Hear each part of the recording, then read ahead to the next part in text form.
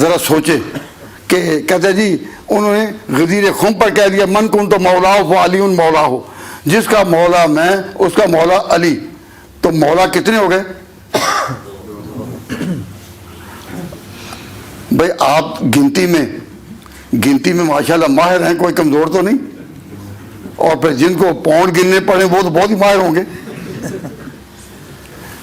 تو جس کا مولا میں اس کا مولا علی، تو مولا کتنے ہو گئے؟ دو۔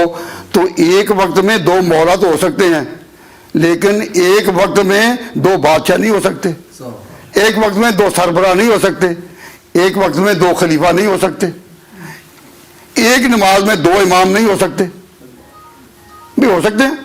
نہیں۔ تو مولا کتنے ہو گئے؟ دو۔ اب مولا کا کیا معنی ہے یہ بعد میں پتہ چلے گا، لیکن اتنا تو پتہ چلا کہ خلیفہ کا معنی نہیں، کیونکہ خلیفہ ایک ہی ہو سکتا ہے، دو نہیں۔ اور ملک کا سربراہ ایک وقت میں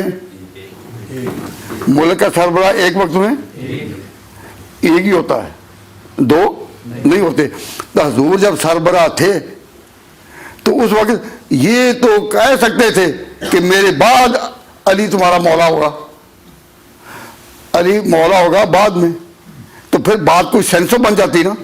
لیکن کہا کہ جس کا مولا میں اس کا مولا علی، تو معلوم ہوا کہ یہاں مولا اس معنی میں ہے جو معنی کے اعتبار سے اس کا مورد اور مصداق دو ہو سکیں۔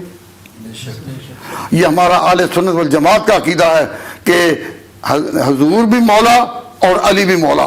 مولا کے معنی دوست جس سے محبت ہو۔ ہم بیک وقت عقیدہ رکھتے ہیں کہ علی بھی ہمارے مولا اور حضور بھی ہمارے مولا۔